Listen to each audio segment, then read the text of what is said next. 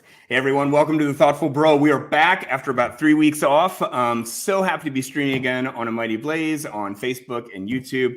For those who don't know, The Thoughtful Bro is here every Tuesday at 2 for what makes great books tick, what makes great authors tick. We have a fabulous author here today, one of my favorite authors. This is such a treat and an honor.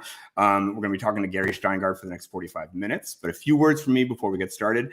Mighty Blaze is an all-volunteer initiative to help writers reach readers during COVID and beyond. You can find all of our interviews on the Mighty Blaze Facebook pages and YouTube pages. At A Mighty Blaze, of course, we're not asking for any money.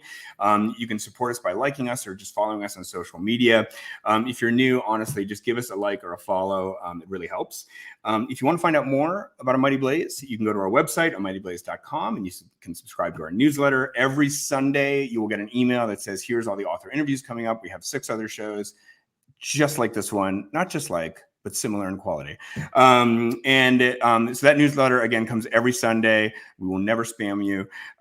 We also have the Mighty Blaze podcast now in its 3rd season. All this content, again, is completely free.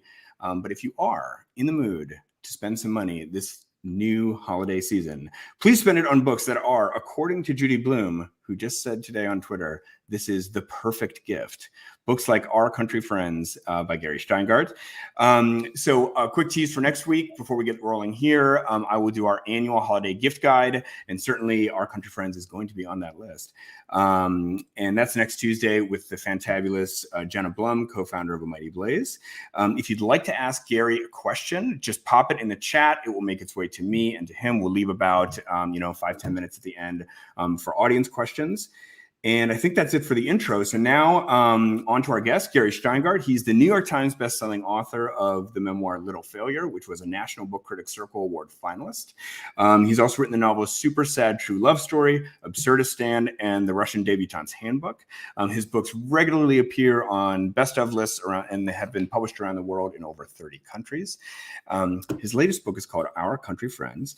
It's about a group of artists, entrepreneurs, and intellectuals who shelter in place together during the first few months of the pandemic. It's been pitched as Chekhov meets The Big Chill, as well as the great American pandemic novel. It's already a New York Times bestseller. The Times says this is Steingart's finest work yet, and went on to say that the book is, quote, a perfect novel for these times and all times. The single textual artifact from the pandemic era that I would like to place in a time capsule as a representation of all that is good and true and beautiful about literature. Well, it doesn't get much better than that. Gary, welcome to The Thoughtful Bro. Hi, welcome. Great to be here. Woo. Awesome. Well, look, we have so much to get to today. We're going to talk about some of the kind of the Russian literature influences on this book. We're going to talk about what it's like to be an artist in America today. We're going to talk about Gary's great sex scenes. I mean, you just cannot. Gary, nobody's talking about this, and we need to talk about it. It's true. Nobody's mentioning that this book is just bursting with sex. Great, interesting, kinky, unusual, well-written sex. Unusual.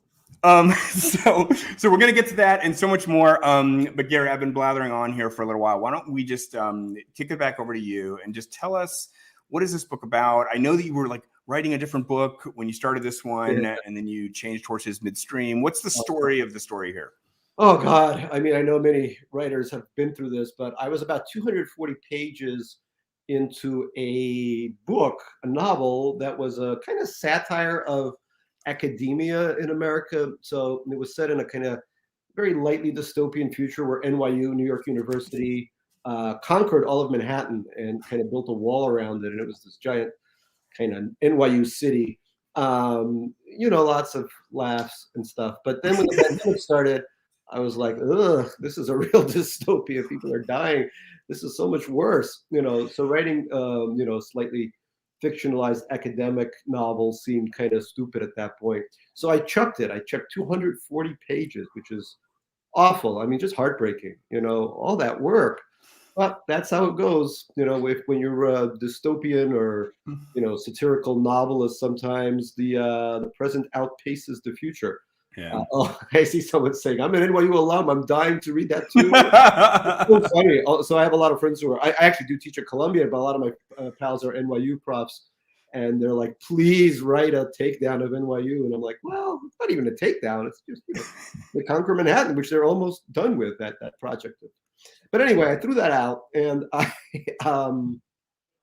decided just to sort of, I remember, what happened was the New Yorker asked me to do a little essay about the pandemic. They had that issue. There were like 7 or 8 writers, Laurie Moore, Karen Russell, I think. There was a bunch of us that asked me to do a short, like a couple of pages about the pandemic, living in the pandemic, because it just started. And I remember writing that, and it was right as the pandemic was starting to happen. And it was about living upstate, which is where I live with our country friends, the book and the wine. As I wrote it, I thought, I'm getting this kind of Chekhovian beat going, where just a bunch of people hanging out. The idea is that all these people flee upstate from New York City, just like in, Boccaccio's Decameron, right? They flee, and a lot of them are old friends. Some of them are new interlopers, and they all have a past. So there's a woman who's a tech entrepreneur. There's 2 failing writers, got to have those. There's a satirist. There's the child of one of these couples who's an adopted kid. There's, you name it. It's a whole list of people. Oh, and including this actor who sleeps with everyone and is this huge, humongous actor. So, I wrote that. I started writing that a little bit, just sort of as dialogue between these characters and what that would be like. And then I sent some to my editor, and he said, "Yeah, this is actually pretty good," And yeah, who plays the actor in the movie version? I don't know. My answer to usually everything is Paul Giamatti, but sure in this case, because he's a big, tall, strapping buck. So maybe not Paul, whom I love, Paul, but maybe somebody else. But Alec Baldwin, of course. Yeah, always. Always, right? No, but he's younger too. He's young and hot, all right? So we got to think in those terms. But yeah, so I started writing it, and then I sent it to my editor, after having sacrificed the 240 pages of NYU comedy, and my editor really liked it, and I just kept going, and here we are. Yeah.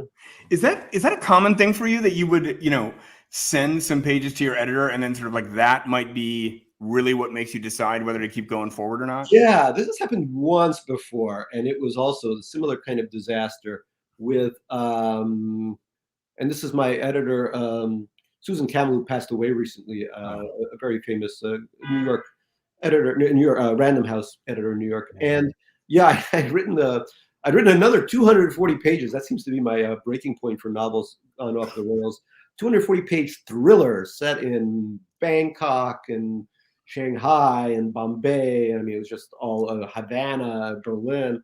And I had written 240 pages, and I sent it to her, and she was very nice. She didn't say, this sucks. She sent me back like 240 pages of notes. Oh my gosh. So, every page had like another page. It would have been fun to publish those as a book, like, here's what works, here's what doesn't work. I would read that. Yeah, but I looked at those notes. I was like, all right, maybe these problems are insurmountable. She was quite a great editor, rest in peace. So, I know when things are working, either from my own account, but also from, having great editors that I trust. Yeah.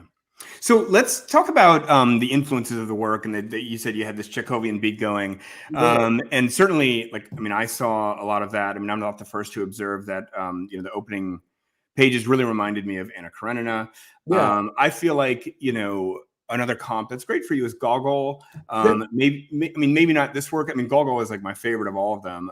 But and maybe not as much this work, but definitely for your whole oeuvre. Yeah, but he was a satirist, and the others were much more. The other novels I've written are much more satiric than this one. Exactly. Yeah. So, but still, there is definitely an element of Gogol in this one too. And, there's like a bunch of great 19th century touches in this, like kind of the dramatis personae. And there's this kind of old fashioned narrator voice, which is like the kind of like, dear reader kind of thing, and I love that. I find it very charming. I've always loved that, kind of hand-holding storytelling that you see a lot in Russian literature as well. But I guess my question to you about this is, did you have this kind of Bloomian anxiety of influence, or was it like really fun to just play with these influences? Yeah, no, it was actually quite fun. I have to say, I like this voice a lot. It's one of my favorite voices that I've attempted. Usually I try to do my own, try to stick as closely to my own sort of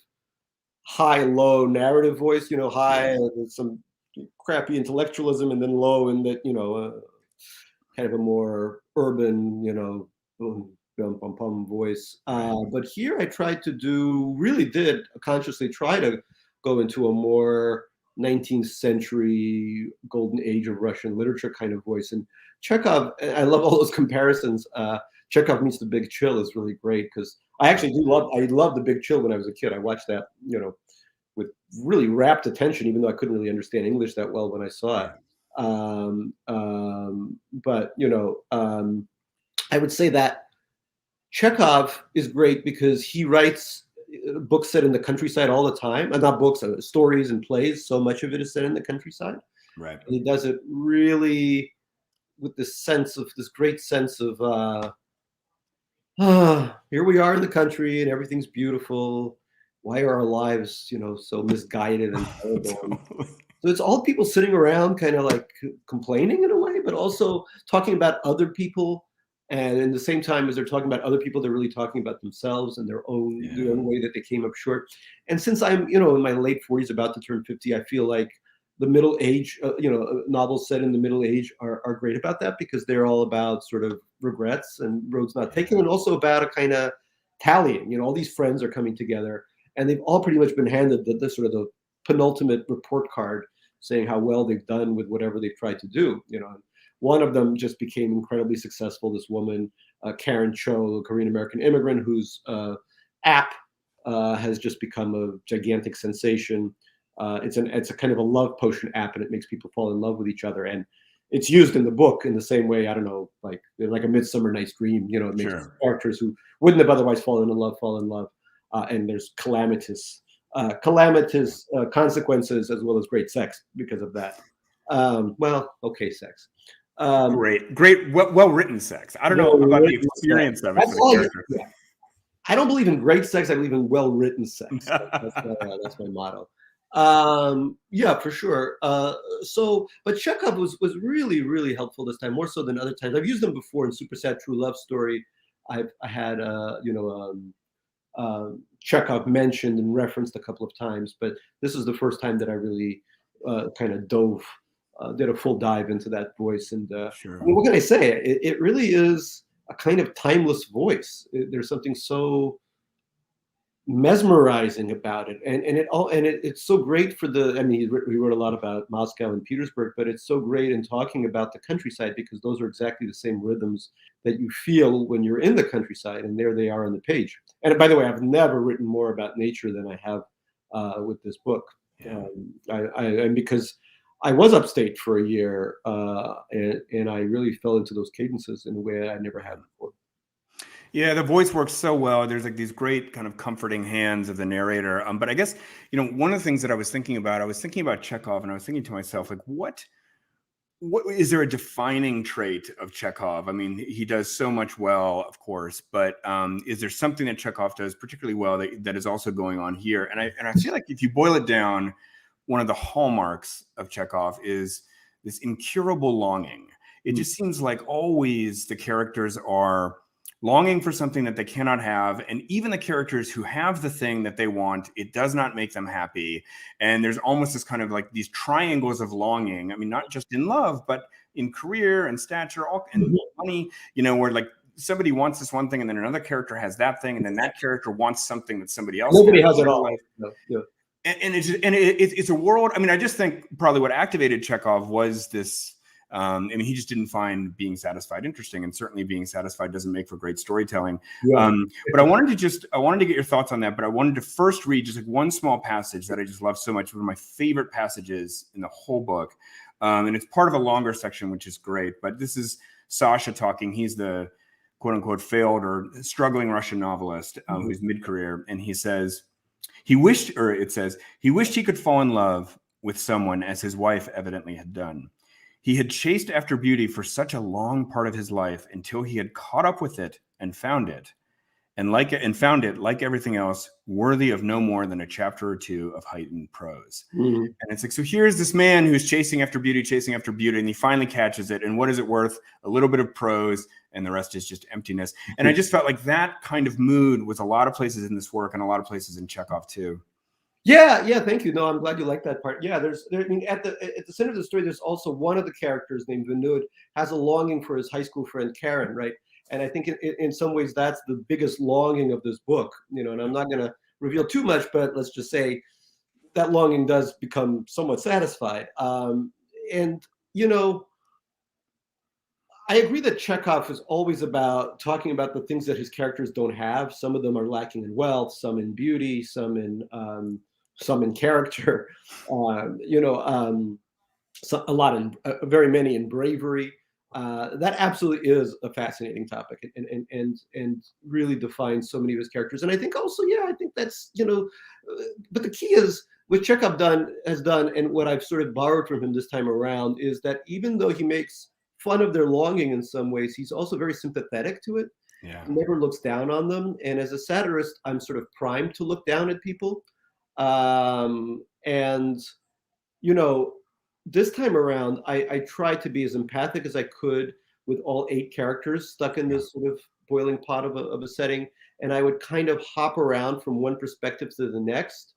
And then I would offer authorial commentary. And sometimes the commentary bolstered the idea that these people are being silly, but sometimes it sort of lived with them and lived and breathed inside their longing and their lack of ability to be satisfied ever. Because that's something that a lot of people realize, especially as they get older and they've chased everything. And then if they're lucky or unlucky, they found some of the things they've chased and have been unsatisfied by those things. Yeah, it's just such a, it's sort of like what the book is about in a lot of ways. I mean, they kind of, each of these characters is dissatisfied in their own way, and then you put them together and they try to be satisfied kind of through each other. And that is what leads to the drama of this book in a lot of ways. Before we move on from the Russian influences, I had George Saunders on the show in the spring to talk about that book of his. Oh, yeah.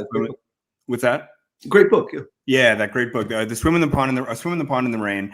And he analyzes 6 Russian short stories in it and talks about what makes those stories work. But, on the show, I asked him, I said, how would you, as, one of America's preeminent short story writers, how would you compare the state of the American short story with that of the late 19th century in Russia? And he said, well, I would have to say it's in a state of degradation, at least relative to those that period in Russia. And I mean, you're somebody who was born in Russia. Clearly, you know your way around Russian literature. I mean, I can't resist asking you this question as well. Just how would you put into words how you feel about where American literature is versus where Russian literature was at that time? Yeah, I mean, everything has a cycle, and I mean, America had many decades of incredible literature, a real golden age, and that golden age. I mean, there's many ways to look at it. In some ways, whenever Toni Morrison was writing, was a golden age, right? I mean, but there was definitely a time when a huge number of American writers were writing the preeminent fiction of their time. Would now be the kind of, actually, I was at an award ceremony right before COVID, and somebody got up and said, this may not be the golden age of American literature, but it's maybe the Bronze Age, the Copper Age. I don't know. I think there's a lot of good work being written. Honestly, I really do. Is a lot of it too similar? I mean, I somebody who teaches at Columbia at the MFA program. I do see a lot of, I mean, it used to be that there was a kind of very similar story, a kind of, I always call it the Westchester divorce story. Somebody got divorced in Westchester County and then a short story gets written about it. I mean, for many decades, that was the only thing that was happening in literature, right? And we kind of thought those were great times, we're like, go Updike, go Cheever, but now, at least in the Columbian University for great writers, we have, I mean, the stories are a lot more about more marginalized groups, I would say. Plenty of stuff from immigrants, I teach a course on immigrant fiction. I mean, there's definitely a lot of interesting, yeah, Westchester divorce stories. That should be that should be the title of a book, right? Just be Westchester divorce stories. Yeah, definitely. The subject matter has changed, and I think I'm fine with experimenting all you want with things, but I think right now, because everything is such a mess, right? And there's so many. We're every day we're piloted by a million podcasts and news sources, and things are constantly exploding on our phone. For me, this is the first time I've tried to really go back to a quieter voice ever, I have to say, because I thought, first of all, the pandemic is allowing me more breathing room because everything is a little bit more still around me, and I'm upstate, and uh, New York was completely empty at this point too, right? The streets, but upstate it was just me and a bunch of barred owls, basically, and coyotes. And I wanted to capture that. It actually felt good to capture that. I mean, I know there was a tragedy taking place, and I feel bad, and the characters are all feeling guilty that they're up in the country and not in New York, because most of them and most of us, my friends and I, grew up in Queens, which was the epicenter. Places like Elmhurst and Jackson Heights, and etc. That's where most of the characters, including myself, characters and their and me and my immigrant friends are from. So there was definitely a feeling of feeling guilty about it, but at the same time I wanted to capture that stillness while I could, and again that kind of more quiet introspective prose really helped, because sometimes you open up a contemporary novel by someone, especially someone younger, and they're brilliant, but it's like there's like a million messages flying at me, and all this stuff. I mean, I know that's how you replicate the experience of being alive, but sometimes it's good to try to remember that that the golden years of literature really also try to capture what was going on, but managed to do it in a slightly slower pace. That's brilliant. I hadn't thought about that juxtaposition, about why I was maybe so hungry for that certain kind of quiet narrative voice, but that makes so much sense to me now that you say it. I wanted to just shift a little bit and just talk about who are the characters in this book, and maybe a little bit about what you're trying to say about these characters. They are, one of the chief things that strikes me about them is that there are this kind of multi-ethnic, multicultural group of friends. They were born in different countries, non-European countries a lot of the time.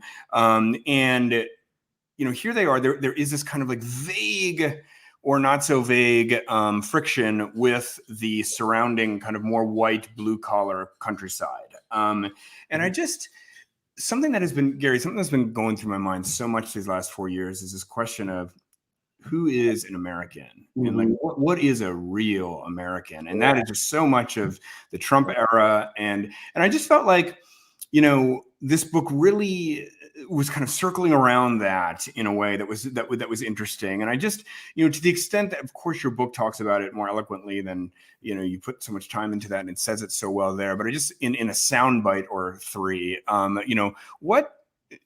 what are your thoughts about that kind of feeling of alienation and the feeling of like the kind of who is a true American? Yeah, it's really fascinating.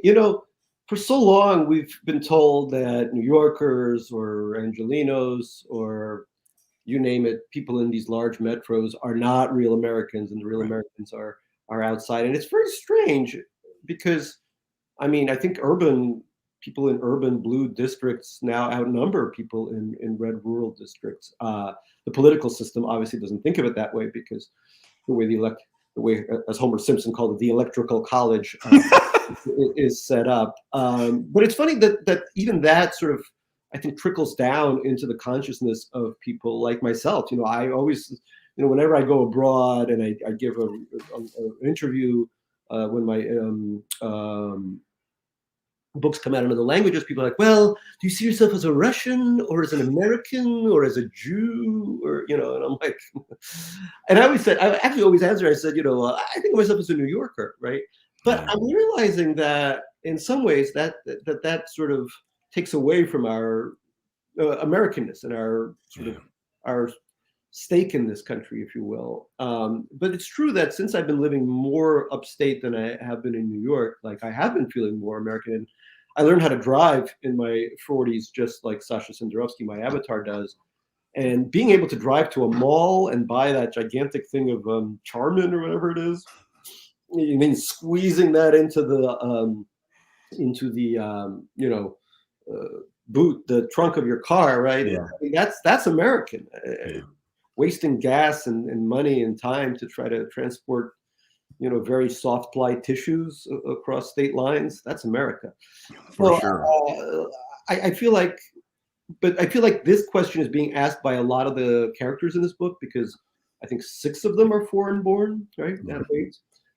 And they're surrounded by by native born rural Americans who consider themselves truly the real Americans. And they have all this iconography, Blue Lives Matters flags, Cold Beer Matters, signs, all this stuff that sort of sets them apart from the, and some of the characters even feel terrorized by this mysterious black pickup truck that keeps going across the road where they live and possibly hunting one of them down. So definitely, and of course, as I was writing, the election was taking place. As I was editing the book, January 6th, the insurgency in the Capitol was taking place. So it was really interesting to see that happen, and sort of to have all the characters also, especially after the murder of George Floyd, to be asking, well, I'm a newcomer here. What is my stake in the hundreds of years of injustice in this country? And different characters have different ideas of their culpability in the American system. So all of that gets explored, hopefully in a very fun way, because it's a funny book. It is. I keep having to stress that, because people, when I talk about it, people are like, "Oh my God, pandemic, George Floyd, what the hell is this thing?" I'm not ready. And I'm like, "Oh, but it's all funny. They're all this is a funny book." Funny. We'll skip it, so let's just skip to something a little bit good. I agree. It is a very funny book, and I just sort of I'm always probing. I come to you late in your book tour cycle, and so I have to kind of probe for things that maybe haven't quite been covered elsewhere. But it is a very funny book, and I would say that one of the funniest scenes, talking about the great sex in the book, it's always revealing and different and psychologically acute. But there's this one scene where, so this man is having sex with this woman, and he's they're looking for something a little bit extra, and so it's the beginning. It's the beginning of the pandemic, and he asks her for a measure of kink to put on a mask, right? And so she puts on a mask, and that's it's funny how that whole thing happens. And then he's starts thinking, because this guy's mind just never shuts off, and he goes, "Wait, could my asking her to put on a mask be interpreted as an attempt to muzzle her, or an appropriation of Islamic face coverings?" And then it goes on and on and on, and it's this kind of strange. He can't escape his own liberal anxieties, and anyway, I guess here's my question to you, Gary. What would your advice be to storytellers, filmmakers, writers all over the world? How do you write great sex scenes? Yeah, it's interesting. I mean, Anglo-American fiction is just so scared of sex. I feel like it's. Yeah. I haven't. Well, that's not true. I actually have read a great book that has so much sex that it was just. I mean, I was so happy. In fact, I'm going to teach it at Columbia next year. Yeah. Luster by Rabin Leilani. Oh yeah. Delicious sex. My God. Oof. Oh yeah. Huh. I was reading on the Amtrak. I was like, ha. I gotta go to the cafe car. This is too much. Too much. Yeah, that book is great. It really is a great book. Yeah, I think. First of all, what I hate is, he took off his shirt, she leaned against him, and then you cut to brunch. And I'm like, no, why? Because the idea is this is so awful and gives us so little idea of who these people are that, we got to skip over this and go straight to Eggs Benedict, and it's you awful Anglo people. How can you get rid of how people interact in bed? That's so much about. If a book really is about characterization, and so many of the books I'm reading are the ones that go straight to the locks. If that's what you're trying to do, why would you not share with us how these people are in bed? Are they confident? Are they fumbling? How do they interact together? How do they fit? To put it, in most technical term. So for me, sometimes I just like to write very straightforwardly what happens in bed. And then the extra, somebody lets something slip, Maybe somebody discusses their fantasy. Maybe somebody calls somebody daddy or mommy. I don't know. It could be anything, but it's got to be within what these characters are capable of doing with one another or to one another. So I don't know. It's like to me, it's often the best part of it. And I know that I know that Chekhov wouldn't have been able to get away with it because he wasn't primed for it, despite his clinical detail with everything else, because he was a doctor, or he knew that the censors would certainly not allow it to happen. Right. But we don't have to live by those rules anymore. So I'm very excited when books like Luster come along, where I'm like, and the sex scenes in Luster are so great because they really deepen that character. She's also on a desperate search for something that she thinks will be validated through sex, and she can't find it. I want to know what she's looking for, and you can't just say she slept with X, Y, or Z. You have to tell me what that looked like. Yeah. All right, so we're going to do a few more questions, and then we'll have time for some audience questions. But so Gary, earlier in the conversation, you said that these characters, they're in their mid-40s, and you said they're kind of getting their penultimate report card, and that was just like terrifying to me. That like in your 40s, you're getting the penultimate. Like, aren't there like 6 or 7 more report cards, not just one more? Maybe. I guess. Yeah. So my question to you is like, I mean, I know that, I mean, it's so rich. I mean, like where these characters are in their lives is like obviously such a main feature of the book. And they're, I would say, not getting their penultimate report card or whatever, however many report cards they get. If they only get 3 report cards, then penultimate I would accept. But if they get like 10, I don't want to make you feel older or anyone. On this. And by the way, when I say this report card shtick, right? I'm talking about America. In most other countries, people are just happy they're alive. They're having good sex that they can write about, or we don't even have to write about it. It's that good. In America, though, because we're such a competitive society, especially among this group, right? They're immigrants. Their parents have beaten the crap out of them. It's like succeed or die. And so they're especially interested in where they are. But also, it is. I remember that about The Big Chill. About how all the premise of The Big Chill for younger viewers is that they're one of them. They're all University of Michigan graduates who graduated, I think, in the late 60s or early 70s it would be, and then they're getting together in the 80s when the movie is made because one of their classmates has killed themselves, and they're all getting back together for the first time, which is sort of kind of what's happening without the suicide part. Yeah, it's the pandemic here that's subbing in for the suicide part in Our Country Friends. So, that really is all of them sort of comparing notes. So and so is wealthy, so and so is very successful, and so is has a good marriage, or they think they have a good marriage. All of this stuff is going down, and old romances are rekindled. So to me, this is it's just I usually try to do a kind of high concept book, like Super Sad True Love Story involves a future where everyone's, well, actually it's the present now, but when I was writing it, it was the future, in a horribly social media suffocated society with an authoritarian government, et cetera, right? So, but this to me was like the easiest thing. I was like, all right, I'm just going to take today and I'm going to use this very simplest kind of Decameron / The Big Chill kind of structure and just call it a day. And I know it's interesting. Sometimes, especially as you get older, you're like, oh, there's a reason why things work.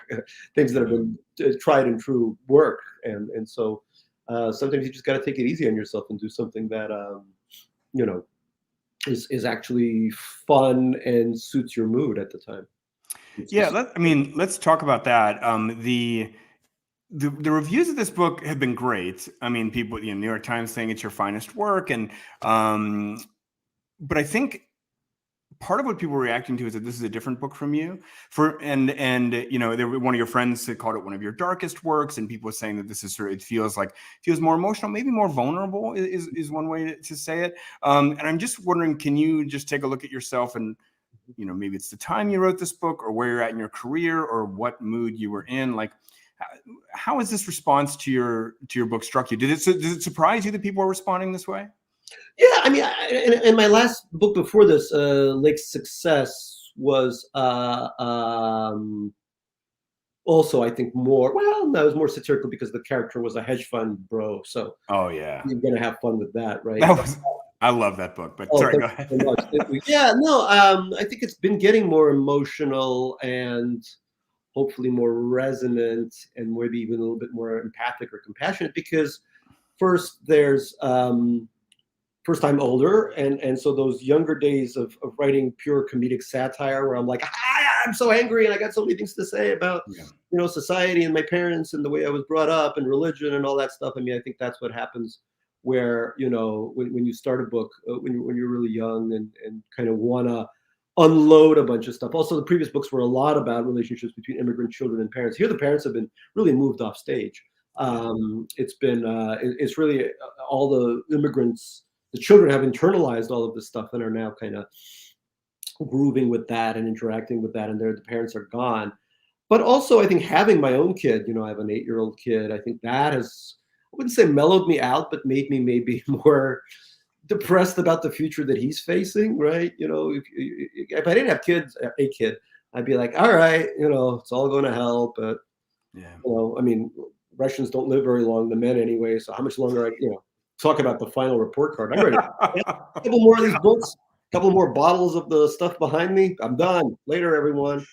That was the idea. But because I have a kid and because he has to live in this, Mad Max world that we're leaving behind, that becomes, I think, more and more of a sense of vulnerability for my characters, right? And so there is a young kid, an 8-year-old kid in this book.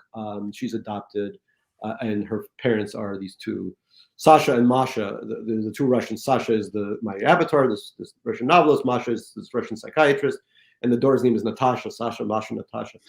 There's a great line in the book where somebody hears those names and it's like, these Russians don't even try. Yeah, they don't even try. Something with Asha.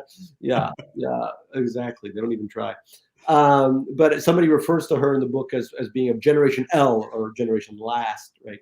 Which of course is is pretty sad. But yeah, I think that's the feeling. And also in previous books, I would make fun of the part of the world in which I came from. Like Absurdistan is about the collapse of the Soviet Union and the idea that nothing ever really gets better over there.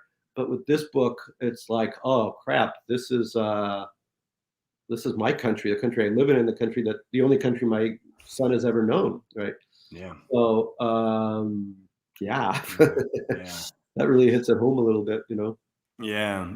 Well, look, before one more question from me, and then we'll get some audience questions. But like on a lighter note, I mean, I probably should have brought this up earlier in the interview, but the big kind of villain, as it were, of this book is a character called the Actor, and I see, you can't see her, but my producer's going nuts in the background. I can see her, and she loves the Actor. And anyway, it's a great character, and he is just sort of this kind of force that moves in and just kind of affects the orbits of everybody else. And there's like one of my favorite scenes of the book is like the first night he gets there, like all the other women there, like each have their own like separate, super unique fantasies about him. And you go into that and it's very funny. But I guess I just wanted to like give you a minute to just talk about like, who is this actor and like, why is he the way he is, and why does he have this effect on people? And just he's just such a great character. Yeah, thank you. Yeah, no, I thought that it'd be fun to have sort of a bull drop into the into the china shop and just run around and break everything possible, including people. I've been fortunate to work in TV for a while on various failed projects and a few that have come off. But so meeting actors and getting to know what it's like to be sort of a person where, I'd be walking down the street with them and they're talking to me, but they're also talking in their actions, talking to 800 people around them who are all like, dropping their pants on the street and just humping the nearest wall and all this. So it's really interesting because, in America, we don't have a monarchy. We don't have a royalty. We don't have, we have a sort of aristocracy. We pretend it's a meritocracy, but the actors of the world are as close as we get to that. People who are universally acknowledged, not even admired, but just acknowledged. In a country that has a lot of stuff, but doesn't have the ultimate thing, which is recognition. This is why social media works as well as it does, because it's the first thing where your stuff can try to validate who you are. Yeah. But the actor has that built into him. He doesn't even need to wear, clothes or watches or anything, and he just is. Well, but he suspects, the actor himself suspects, and I think that's true of a lot of actors I knew, and have known that maybe they're constantly worried, well, do I actually deserve all this? Because I'm not that great an actor. I'm able to do certain kinds of roles because all of us have a certain role that they're able to play. I mean, I have technical training, I have certain skills, but I just can't really bridge that gap. So the actor to me is kind of, in a way, he's a source of fun because he's always like, the things he says are so outlandish in some ways, and he really, you feel like, oh, he has no gating, he just says it all out loud. But he's actually not a very happy person. No. And then he has this other thing imposed on him for the first time in a long time. He's actually made to fall in love with somebody else through the algorithm of this love potion app that he takes. And then he's completely untethered and has to go through his own little journey of trying to figure out who the hell he is and why he is what he is. Yeah. Right. So I had a lot of fun with him. A lot of fun. So great. Such a great character. All right, let's go. We have time for a few questions. Let's put something up. I wanted to see that Decameron question too, maybe for the next question. All right. Gary, happy Hanukkah. You are so funny in all your novels. Do you have comic influences? What are you watching on TV? Oh, thank you. Yeah. Happy Hanukkah to you, or to anyone who celebrates. Yeah, funny. Well, the person I grew up loving for being funny has been having or has been exposed, depends on how you look at it, as being a slightly problematic person, and that's the Woodster, Woody Allen, our friend.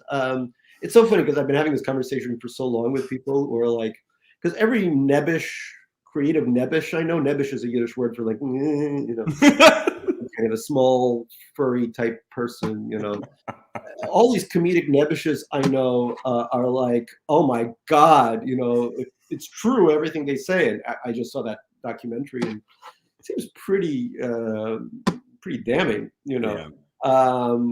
It's like we were like so influenced by this person who was doing what, in his spare time with his family members and the fences kids, and then, marrying his daughter and all that, which I guess it's on Hanukkah presents, right? Because you're like, so my daughter and wife and sister, I don't know, your presents, but it's horrifying to think that, that's who we love so much. But also, on that, I mean, oh God, he's also become sort of problematized, especially after this, the biography of him came out. Philip Roth, who I actually did know fairly well when he was alive, whose Portnoy's complaint was a kind of, Jewish get out of jail free card, in the sense that it was like, oh my God, there's a dude screwing the liver, then I can write about anything I want, So it kind of sets the. So yeah, it's interesting. All these people that I looked up to are now kind of. But shows I love currently. I mean, I worked a little bit on Succession. I still think it's great. Great new season. I really liked. I never worked on it, but I love the Hulu show, The Great, which is about Catherine the Great. Okay. Which, talking about sex scenes, I mean, like 70% of that show is just sex stuff. So I guess the Mighty Blaze asking, what's my favorite Roth moment? When Roth met me, oh God, just don't tell anyone about this. When Roth first met me, I was with this ex girlfriend at the, it was the early aughts, it's a long time ago. And of course, he started hitting on her, and I was giving a reading. It was at a place called the Russian Samovar, and which was a drunken Russian restaurant where he would go, and a lot of other literati would go. So after my reading, he was, I was like, oh, Mr. Roth, you're such a big influence. What advice can you give to a first-time author? I was being all Stan, and he said, don't eat butter. And I said, what? And he said, you'll never get it up at my age if you keep eating butter. Was how to maintain an erection through your 60s. And that was like, I mean, those were different times. But I was like, I came for literary advice. Although I never did eat butter again. So I thought, what if I not only could stop, would stop having sex, but what if I can't even write sex scenes anymore from overconsumption of butter, Oh my goodness, that surpassed my expectations, which were very high already. Keep it between you and just whatever. Me, you, and the wall here. All right, let's get a few other questions before we run out of time. Let's just throw something up there. We had a question about the Decameron. Oh, yeah, I have a copy of the Decameron that I simply cannot crack into. Sell me on why I should read it. Oh, Go. it's hard. It's big. I mean, sorry, I'm not selling it. It's a big book. And it's hard. The diction is tough. You know, Shakespeare is pretty works pretty well these days. Like I can crack a play without too many problems, even the lesser plays. Dickens is amazing how easily that translates. You know, just put in wool mill, put in Silicon Valley or something, and you pretty much got it right. All the same stuff, people being exploited, all of that continues on. This is tough because it's the language is pretty tough. A lot of the Chekhov and Tolstoy has been beautifully translated into a more vernacular style. Anna Karenina, not all of Chekhov. So a lot of Chekhov stories have been done that way. Really good stuff if you're looking for stuff to read. War and Peace has just been translated. It really feels very close to us. The Decameron, at least the version I have, it is tough, I have to say. I mean, what I love about it is the premise of all of them sheltering, and the idea that obviously right now reading it feels very mannered, the language, etc. But they were getting away with murder. I mean, when you're starting, so much of it is about monks having sex with young people and stuff like that, just stuff that could get you probably killed back in the day, right? So it really was pushing a lot of boundaries at the time. And as you noted, yes, I have a character named Decameron in the book. My attempt to remind people that yes, there are many precedents for both books about the pandemic and also books about people hanging around talking about other people. Yeah. All right, let's do one more question. And then, okay, did you have qualms about writing about the pandemic during the pandemic? How did the pandemic actually affect the writing? Yeah. I did have qualms. And I remember people telling me, are you crazy? Nobody's going to want to read about the pandemic because by the time this thing is published, the pandemic will be over. And, people will be like, oh, I don't want to go back to that time. But guess what? It's not over. And it's not going to be over for a very long time. But even more than that, we're living in a time where there's just going to be endless problems. Yeah. Where it's going to be ecological, or it's going to be, I don't know, political. Yeah. I mean, even the last year, just look at all the events of the last year. Look at the fires burning near Sydney in Northern California. Look at the political mayhem where we were hanging by a thread as to whether the democracy that we know would continue. All of that is going to keep happening. Yeah. On top of that, of course, the ecological stuff is going to keep breeding more pandemics, and we're going to be in a political situation where we can't handle them, and where, all this stuff is going to keep happening. So a novel about stressful situations is going to be the only kind of novel that we're going to have, unless they're going to be novels about, set in nicer times. Although, what were those nicer times, given the history of this country and given the history of the world, right? I think we are going to be experiencing pandemic-style novels, and the same kind of pitches, novels set during one of the world wars, right, where people can fall in love. Maybe it's about a parent dying, but in the background there's some horrifying stuff happening. Yeah. So I felt bad at writing about it, in the sense that I didn't want to write and or make money off of something that killed soon close to 1 million people in the United States alone, and probably more than 5 million already in the world, and probably a lot more because it's being undercounted. But the fact that readers, including David Korn in the comments, and David, I will come to Books Are Magic. Let me know when you are there, and I'll sign a book for you. David Korn and I know each other way back. But readers seem to be okay with it, because without giving too much away, there is tragedy in this book as well. It doesn't hop over the events. I mean, it's a funny book, but it's also, I think there's a lot of there's a discussion about all of the terrible things that happened, and will continue to happen, because this ain't over yet. Right. All right. Well, we're going to leave it there. I have one last question that I ask everybody who comes on the show, and it is this. Just imagine that you have the ideal reader for this book, somebody who's just getting everything that you want them to get and picking up everything that you're putting down.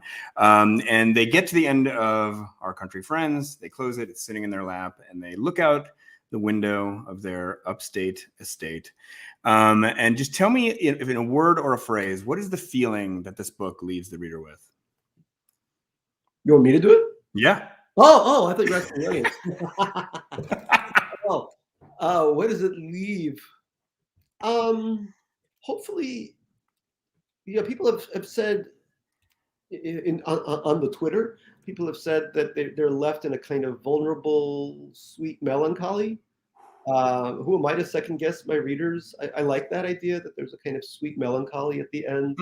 I want them to feel sated, because there's also a lot of food in this book along with the sex. There's some really great recipes too. But I want them to feel like they've had a complete meal, a nutritious, complete meal. But yeah, I want them to feel, I like that word. You brought up the word vulnerable first, but I like that idea. I think maybe one thing this pandemic has done is made us feel a little bit more vulnerable, because we're all living in a life and death kind of moment. And we are being able to, we're now ascertaining what's important in our lives. Some family members are important. Others maybe are just sapping our energy and strength. And the same is true of friends too. We're making big decisions, I think, these days. And that's what this book in a way is about. Beautifully said. Beautifully said. The book is amazing, folks. One of the best books of the year. It is definitely going to be one of my picks for the holiday show next week. Gary, this has been such an honor. So great. Oh, thank you. Thank you. As Jay-Z once said, you could have been anywhere in the world, but you're here with us, and I appreciate that. So thank you for coming on the show. Anytime. Yeah, thank you. It's been great. Enjoy the book, and maybe if you can get the wine, try to get the wine. Wait, but just real quick, you can't just put that up there like. Just kidding. There's only been a few bottles. They've already been sold out. Okay. All right. Yeah, okay. Well, thank you, folks. Buy a copy or 6 or 20 of Our Country Friends. Take it from Judy Blume herself. She said on Twitter today that she loved the book and it's a great gift idea. So go ahead and buy a bunch of copies for your friends. Happy holidays, everybody. Gary, thanks again for coming on the show. Oh. All right. Bye-bye.